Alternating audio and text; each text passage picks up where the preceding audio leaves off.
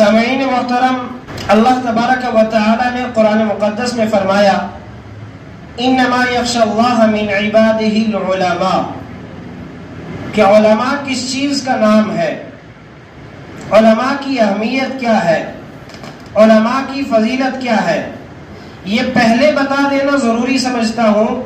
کہ آج میں نے علماء کرام کے تعلق سے بات کو کیوں مناسب سمجھا، اس لیے کہ آج ہم سب کا، خواہ آپ ہوں یا میں ہوں یا کوئی بھی عوام الناس میں سے ہو، خواہ علماء ہی کیوں نہ ہو، ان کا بھی اپنے اکابرین سے، اپنے بڑوں سے،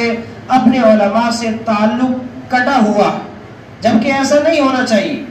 ہمارا علماء سے جتنا تعلق مضبوط ہوگا، آپ سمجھ لیجئے کہ اللہ سے اتنا تعلق مضبوط ہوگا، اور جتنا ہمارا تعلق اپنے علماء سے، اپنے بڑوں سے، اپنے اکابرین سے، اپنے قائدین سے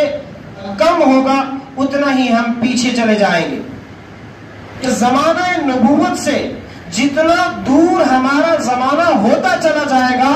اتنی ہی نبوت کی روشنی کم ہوتی چلی جائے گی۔ یعنی آپ علیہ الصلوۃ والسلام صحابہ کے بیچ میں تھے، دنیا کے اندر موجود تھے، مسلمانوں کے درمیان میں تھے، مسلمانوں کے قائدین تھے، تو کوئی بھی دقت اور پریشانی آتی تو وہ ڈائریکٹ رسول اکرم صلی اللہ علیہ وسلم کے پاس جاتے، ان سے عرض کرتے کہ یا رسول اللہ صلی اللہ علیہ وسلم، ہمیں یہ پریشانی آ رہی ہے، یہ دقت آ رہی ہے، اس کا حل بتائیے۔ تو وہ فوراً اللہ سے رجوع کرتے تھے، اللہ کی طرف سے بذریعہ جبریل اور بذریعہ وحی ان کو یہ مطلع کیا جاتا تھا، ان کو بتایا جاتا تھا کہ بھائی اس کا حل کیا ہے۔ وقتاً فوقتاً جو اس بیماری کا، اس مرض کا علاج تھا، وہ اللہ کی جانب سے براہ راست بتایا جاتا تھا۔ کہ جب نبی کریم صلی اللہ علیہ وسلم اس دنیا سے تشریف لے گئے، چلے گئے، رحلت فرما گئے، ان کا انتقال ہو چکا، تو اس کے بعد صحابہ کرام کا دور ہے، وہاں روشنی بالکل پوری ہے، جب تک چراغ درمیان میں ہے روشنی پوری ہے۔ اس کے بعد صحابہ کا دور ہے، روشنی ہے لیکن تھوڑی سی کم ہو رہی ہے، اسی طریقے سے تھوڑا آگے چل رہے ہیں، روشنی تھوڑی کم ہوتی جا رہی ہے۔ آپ اس بات سے بخوبی اندازہ لگا سکتے ہیں کہ رات کا اندھیرا ہو اور اس کے اندر کسی جگہ پہ ٹھیک ٹھاک روشنی کر رکھی ہو، جتنا دور ہوتا جائے گا بندہ اس سے، جتنا وہ ایریا دور ہوتا جائے گا، جتنا وہ مقام دور ہوتا جائے گا، جتنی وہ منزل روشنی والی دور ہوتی چلی جائے گی، روشنی اتنی ہی کم ہوتی چلی جائے گی۔ تو یہی مسئلہ ہے جناب نبی کریم صلی اللہ علیہ وسلم کی روشنی کا، کہ وہ نبوت کی روشنی دھیرے دھیرے دھیرے ہلکی ہوتی چلی گئی، جتنا زمانہ دور چلتا گیا اتنی اس کی روشنی دور چلی گئی، اور اس کے بعد جب روشنی ختم ہوئی تو پھر ضلالت دنیا کے اندر آنی ہے، پھر گمراہی اس کے اندر آنی ہے۔ کہ اللہ تعالیٰ قرآن مقدس میں فرماتے ہیں انما یخشی اللہ من عبادہ العلماء، کہ علماء کی پہچان یہ ہے، علم والوں کی پہچان یہ ہے، جس کے سینے میں، جس کے قلب و دماغ میں علوم نبوت ہوگا، اس کی پہچان یہ ہے کہ یخشی اللہ من عبادہ العلماء، کہ وہ سارے انسانیت میں، سارے لوگوں میں، ساری مخلوقات میں سب سے زیادہ اللہ سے ڈرنے والے ہوں گے۔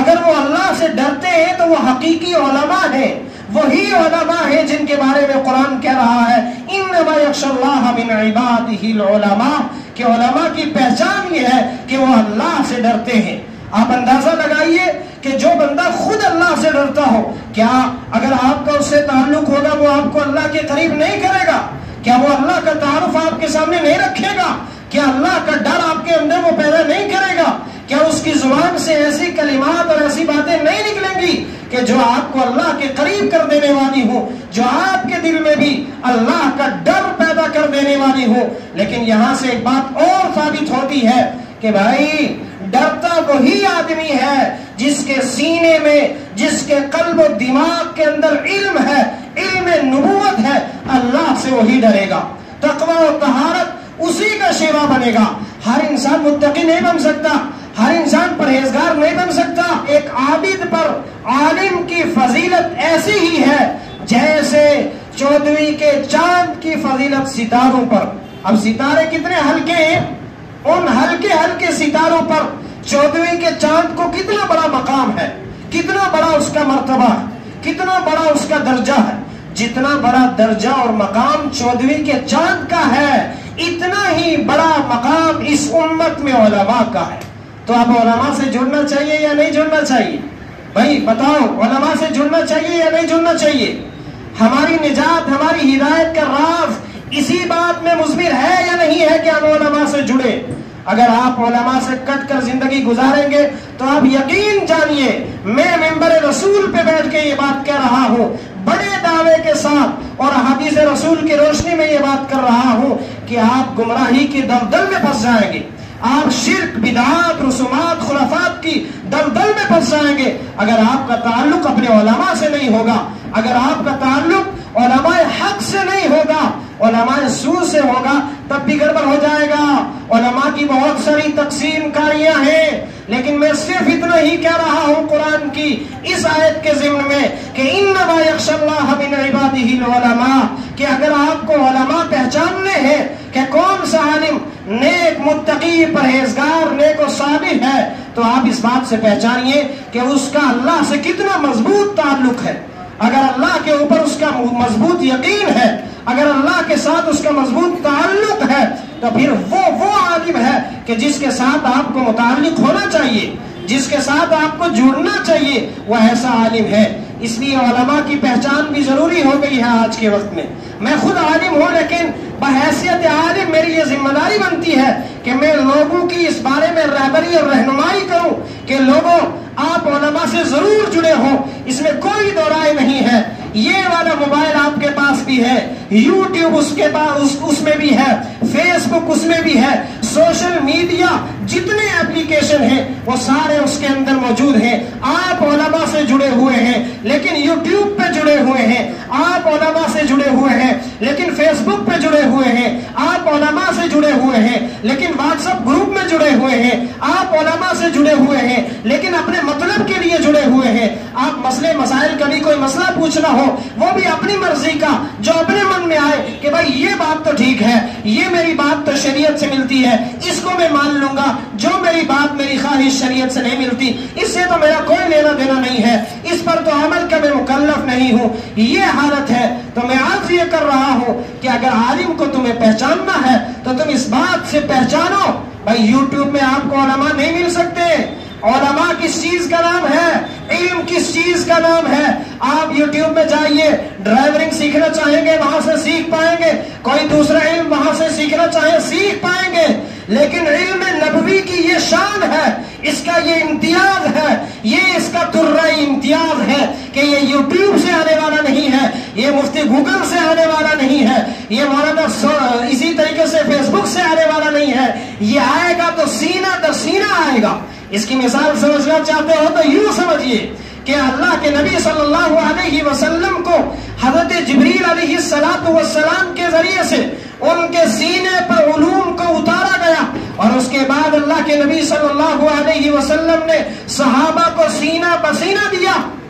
اگر آپ اس کو بھی سمجھنا چاہتے ہیں تو تاریخ اٹھا کر دیکھ لیجئے، سیرت کو اٹھا کر دیکھ لیجئے، تو تمہیں سمجھ میں آئے گا کہ ایک ایک حدیث کو یاد کرنے کے لیے اور سیکھنے کے لیے صحابہ کرام ملک در ملک کا سفر کرتے تھے، مہینوں مہینوں پیدل سفر کرتے تھے، ایک مہینے کا جانے کا سفر، ایک مہینے کا آنے کا سفر صرف ایک حدیث کو سیکھنے کے لیے کرتے تھے۔ ایک بات تو یہ ہے کہ بھائی ان کے اندر علم کی فضیلت تھی، علم کی قدر ان کے اندر تھی، لیکن اصل بات جو میں کرنا چاہتا ہوں وہ یہ ہے کہ بھائی مسئلہ یہ ہے، یہ علم نبوی، یہ اس کا امتیاز ہے، یہ اس کی خاصیت ہے، یہ اس کا خاصہ ہے کہ جب تک آپ کسی استاذ کے سامنے زانو تلمس طے نہیں کرو گے تب تک یہ علم تمہیں حاصل نہیں ہو سکتا، تب تک یہ علم تمہیں آ نہیں سکتا ہے۔ اور جس کو یہ علم آ جاتا ہے اس کی شان ہی کیا ہے،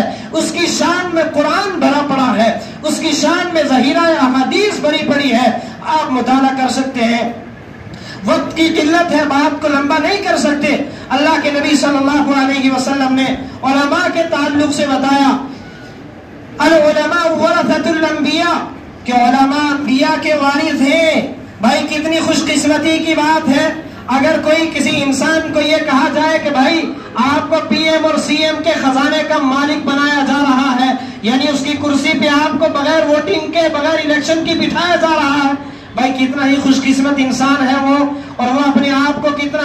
किस्मत समझेगा वो अपने स्टेटस लगा देगा कि भाइयों आज से मैं इस कुर्सी पर फायज हो गया हूँ, आज से मैं इस मनसब पर और इस ओहदे पर फायज हो गया हूँ। सारे लोग कहेंगे भाई बड़ा ही काबिल मुबारकबाद है, बड़ा ही काबिल मुबारकबाद है, बड़ा ही काबिल मुबारकबाद है। लेकिन उलमा को काबिल मुबारकबाद तुम क्यों नहीं कहते? अरे तुम कहो या ना कहो, अल्लाह कह रहा है, अल्लाह का नबी कह रहा है, अल्लाह जो सबसे बड़ा सच्चा है वो कह रहा है। और इसी तरीके से कायनात में जो सबसे बड़ा सच्चा है अल्लाह के बाद वो जनाब नबी करीम सल्लल्लाहु अलैहि वसल्लम है। वो फरमा रहे हैं अल उलमा वरसतुल अंबिया, कि उलमा अंबिया के वारिस है, ये वो फरमा रहे हैं। और आगे फरमाते हैं कि अंबिया किराम अलैहिमुस्सलातु वस्सलाम अपनी विरासत में, अपने तरके में, पीछे छोड़ जाने वाले ज़ख़ीरे में दीनार और दिरहम नहीं छोड़ा करते हैं, सोना चांदी नहीं छोड़ा करते हैं, कोई और जाहो जलाल नहीं छोड़ा करते हैं, जमीन और जायदाद नहीं छोड़ा करते हैं। इन्नमा वरसुल इल्म, वो तो इल्म अपनी विरासत में छोड़ा करते हैं जिसे इल्म नबवी सल्लल्लाहु अलैहि वसल्लम कहा गया, जिसके अमीन उलमाए किराम हैं। उलमाए किराम के बारे में एक आयत फरमाते हैं कि अल्लाह ताला और उसके फरिश्ते और इल्म वाले गवाही देते हैं इस बात की। वो लंबी आयत है, मैं उसका ना तर्जमा कर पा रहा हूँ ना तशरीह कर रहा हूँ, सिर्फ इशारा कर रहा हूँ कि भाई अल्लाह ताला ने वहां ये फरमाया कि सबसे पहले इस बात की गवाही अल्लाह दे रहा है, उसके बाद मलाइका दे रहे हैं और तीसरे नंबर पर उलमा दे रहे हैं। अंदाजा लगाइए कि उलमा का कितना बड़ा मकाम है। अब यहाँ एक सवाल, अगर कोई साहिब इल्म बैठा होगा, साहिब अक्ल बैठा होगा, किसी का अक्ल यहाँ मौजूद होगा उसके जिस्म के साथ, तो वो ये सवाल कर सकता है कि आप जो ये आयत पेश कर रहे हैं, इसी तरीके से अल्लाह ने जो इस आयत में फरमाया है कि भाई सबसे पहले अल्लाह खुद इस बात की गवाही दे रहा है, उसके बाद फरिश्ते इस बात की गवाही दे रहे हैं, उसके बाद ऊतुल इल्म, इल्म वाले लोग इसकी गवाही दे रहे हैं। तो मतलब ये हो गया कि उलमाए किराम की फजीलत, उलमाए किराम का मकाम अंबिया से भी बढ़कर है, सहाबाए किराम से भी बढ़कर है। नहीं नहीं मेरे भाइयों, इसका जवाब ये है, ये सवाल मैंने इसलिए कायम किया है कि आपके जहनों में ये बात आ सकती थी, इसलिए मैंने पहले ही उसका इजाला कर दिया कि इसका मतलब ये है कि अल्लाह के नबी तो सबसे बड़े इल्म वाले हैं, अल्लाह के नबी सबसे बड़े इल्म वाले हैं, अंबिया तो सबसे बड़े इल्म वाले हैं, सहाबा तो उसके बाद सबसे बड़े कायनात में इल्म वाले हैं, उसके बाद तो इन उलमा का और आज के दौर के उलमा का बहुत दूर और आज जाकर नंबर आता है। यहाँ 14 सदी पहले आप चले जाइए तो वहां तो नबी अकरम सल्लल्लाहु अलैहि वसल्लम से, और मुझे यूं कहने दीजिए कि हज़रत आदम अलैहिस्सलातु वस्सलाम से इस इल्म का सिलसिला चला आ रहा है। तो अंबिया किराम अलैहिमुस्सलातु वस्सलाम भी इस आयत के ज़िम्न में आ गए हैं, सहाबा किराम भी आ गए हैं, मुहद्दिसीन भी आ गए हैं, मुफस्सिरीन भी आ गए हैं,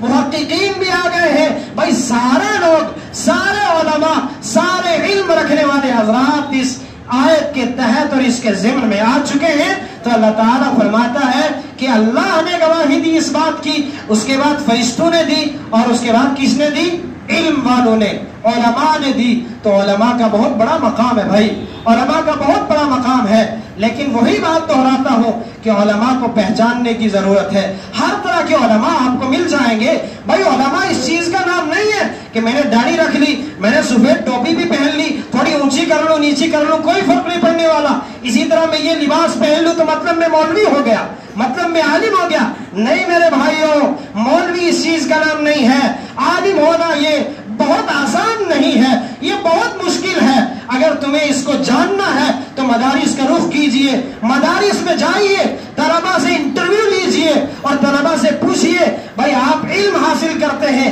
आप आलिम बनने जा रहे हैं, आप कुरान को अपने सीने में बसा रहे हैं, आपके साथ हालात कैसे पेश आते हैं? आप दिन में कितनी बार खाना खाते हैं? क्या आपने कभी पेट भरकर खाना खाया? आपके लिबास का क्या हाल है? मदारिस के अंदर अगर आप जाएंगे तो आपको आज की तारीख में भी ऐसे तलबा मिलेंगे कि जो तलबा आपको कहेंगे कि मैं जुमा को अपने कपड़े धोता हूँ, मगर इस तरह धोता हूँ, मेरे पास इतने पैसे नहीं है कि मैं साबुन लाकर अपने कपड़े धोऊं, मैं तो इस तरह अपने कपड़े धोता हूँ कि मेरा कोई दोस्त, मेरा कोई साथी कपड़े धोता है तो उन कपड़ों का जो आगे वो मैल सी निकलती है साबुन की सूरत में, तो मैं उसके जरिए से अपने कपड़े धोता हूँ। یہ میں ایک ایسا واقعہ پیش کر رہا ہوں، یہ میں آپ کو ایک ایسی مثال دے رہا ہوں کہ اگر آپ واقعی مدارس کا مطالعہ کریں گے، مدارس کا رخ کریں گے تو آپ کو یہ چیزیں دیکھنے کو ملیں گی. اور مدارس میں آپ کو یہ چیز دیکھنے کو ملے گی کہ اگر حفظ کے طالب علم کو یا کسی بھی طالب علم کو صبح سبق یاد نہیں ہے تو اس کو چائے نہیں ملتی، اور اگر کوئی ماہانہ امتحان میں فیل ہو جاتا ہے تو اس کا کھانا بند ہو جاتا. بھائی یہ حالات ایسا نہیں کہ ظلم ہو رہا ہے، یہ حالات اس لیے آ رہے ہیں کہ کسی چیز کی قدر کرنے کے لیے اس کو تھوڑی دیر کے لیے غائب کرنا پڑے گا، غائب کرنا پڑے گا. اللہ ہم سے غائب ہے، اللہ ہمیں نظر نہیں آ رہا ہے، اللہ کو بغیر دیکھے ہم اس پر ایمان لائیں، یہ تو کمال ہے، یہ تو کمال ہے. نبی اکرم صلی اللہ علیہ وسلم کا فرمان عالی شان ہے کہ بھائی وہ 14ویں صدی کے بعد آنے والے مسلمان جو مجھ پر ایمان رکھیں گے، جو میرے رب پر ایمان رکھیں گے، جو قرآن کو بن دیکھیں، یعنی ان کو یہ نہیں پتا کہ یہ منزل من اللہ کتاب ہے، اس بات کا انہیں کوئی علم نہیں ہے کیونکہ ان کے سامنے قرآن کا نزول نہیں ہوا ہے، انہوں نے میری ذات کو نہیں دیکھا ہے، انہوں نے اللہ کو نہیں دیکھا ہے. اگر اس حالت میں بھی اللہ پر کوئی یقین کامل رکھتا ہے، رسول اللہ پر کوئی ایمان کامل رکھتا ہے، قرآن کو آخری کتاب مانتا ہے، منزل من اللہ مانتا ہے، تو میں رسول اللہ انہیں خوشخبری دیتا ہوں، انہیں مبارکباد پیش کرتا ہوں. کس بات پہ؟ اس بات پہ کہ انہوں نے نہ تو اللہ کو دیکھا ہے، نہ رسول اللہ کو دیکھا ہے، نہ قرآن کو اپنی آنکھوں سے اترتے ہوئے دیکھا ہے. یہ ساری چیزیں انہوں نے نہیں دیکھی ہیں، آخرت کو انہوں نے نہیں دیکھا ہے. وہ میرے کہنے پر، اللہ کے بتلانے پر ایمان لا رہے ہیں. اس وجہ سے غائب پر ایمان لانے کی وجہ سے ان کی عظمت بڑھ جاتی ہے، ان کا مقام بڑھ جاتا ہے. اس کی بہت ساری روایات ہیں، وقت کی قلت ہے، میں صرف یہی عرض کرنا چاہتا ہوں کہ لوگوں ہمیں اس بات کی آج کے ان کٹھن حالات میں ضرورت ہے. حالات ہمارے اوپر کیسے ہیں اس کو اسٹیج سے بیان کرنے کی ضرورت نہیں ہے. یہ سوشل میڈیا آپ کو ہر سیکنڈ باور کرا رہا ہے کہ بھائی ہندوستان میں حالات کیسے ہیں، پوری دنیا کے اندر عالم اسلام میں مسلمانوں پر کیسے حالات ہیں. یہ کسی اسٹیج سے بیان کرنے کی ضرورت نہیں ہے. ہر اگلا سیکنڈ پچھلے سیکنڈ کی ترجمانی کرتے ہوئے بتا رہا ہے کہ کس ملک میں مسلمانوں پر کیا حالات ہیں. اور اگر آپ غور کریں گے، آپ سلف صالحین کی تاریخ کو اٹھا کر دیکھیں گے تو انہوں نے اس کا علاج بتایا ہے کہ جب بھی تمہارے اوپر حالات آ جائیں تو تمہارا اس میں قصور یہ ہوتا ہے کہ تمہارا اللہ سے تعلق کٹ جاتا ہے. تو اس موقع پر تمہیں یہ کرنے کی ضرورت ہے کہ اللہ کے ساتھ تعلق کو مضبوط کریں، اور اللہ کے ساتھ تعلق کو مضبوط کرنے کے لیے ہمیں اتباع رسول کرنی پڑے گی، اور اتباع رسول کے لیے ہمیں علماء کا دامن تھامنا پڑے گا، ہمیں علماء کے ہاتھ میں ہاتھ دینا پڑے گا، ہمیں علماء کی باتیں سننی پڑیں گی. جو وہ باتیں بتائیں گے، جو وہ طریقہ بتائیں گے، اس کے اوپر ہمیں عمل کرنا پڑے گا. اگر ہم عمل کریں گے تو یہ حالات ہمارے چھٹ سکتے ہیں، ختم ہو سکتے ہیں، ورنہ آئے دن حالات بگڑ تو سکتے ہیں، ہم بھی بگڑ سکتے ہیں، ہمارے حالات بھی بگڑ سکتے ہیں، زمانہ بھی بگڑ سکتا ہے، یہ فضا بھی بگڑ سکتی ہے، یہ سب کچھ بگڑ سکتا ہے. صبر کچھ نہیں سکتا جب تک تمہارا تعلق اللہ سے اور اللہ کے نائبین سے مضبوط نہ ہو جائے، تب تک تمہارا کام بننے والا نہیں ہے، تب تک یہ حالات چھٹنے والے نہیں ہیں. آج کا میرا پیغام یہی ہے کہ لوگوں علماء سے جڑ جاؤ، علماء کا دامن تھام لو، علماء کے ہاتھ میں ہاتھ دے لو، علماء سے جڑ جاؤ، علماء کی صحبت اختیار کرو. تم اپنا کام کرو، تم اپنا بزنس کرو، تم اپنا کاروبار کرو، ہم اس بات سے تمہیں منع نہیں کرتے ہیں، لیکن ہم یہ ضرور کہتے ہیں، ہمارا یہ مطالبہ ضرور ہے کہ تم جیسے 5 وقت نماز کے لیے وقت نکالتے ہو، ایسے ہی کوئی ہر دن یا ہر ہفتے یا ہر مہینے میں کوئی ایسا دن، کوئی ایسا گھنٹہ اور منٹ نکالو کہ جس میں علماء کی صحبت اختیار کرو. اور علماء کا مطلب وہ نہیں کہ وہ گپ شپ والے علماء جن کا سینہ علم سے کوڑا ہے، جن کا جسم عمل سے کوڑا ہے، ان علماء کی بات نہیں کر رہا ہوں. میں قرآن کی یہ آیت پیش کر کے علماء کی پہچان بتا رہا ہوں. انما یخشی اللہ من عبادہ العلماء، کہ انہی علماء سے اپنا تعلق مضبوط کرو جو دن رات میں تنہائیوں میں اللہ سے ڈرنے والے ہیں اور جن کا تعلق خود اللہ سے مضبوط ہے، وہ آپ کا تعلق بھی اللہ سے مضبوط کروائیں گے۔ لوگوں، علماء سے جڑو اور علماء حق سے جڑو، علماء سو سے اپنے آپ کو بچاؤ، اپنے اعمال کو بچاؤ، اپنے کردار کو بچاؤ، اپنے بچوں کو بچاؤ، اپنے بچوں کو ایسے مکتب اور ایسے مدارس کے اندر تعلیم دو کہ جہاں کوئی اچھا استاد، اچھے عقیدے والا، اچھے اعمال والا، اچھے علم والا ملتا ہے، وہیں اپنے بچوں کو بھیجیے۔ میری یہی آج کی تقریر تھی۔ اللہ تبارک و تعالی مجھے اور آپ کو کہنے اور سننے سے زیادہ عمل کی توفیق عطا فرمائے۔ وما توفیقی الا باللہ۔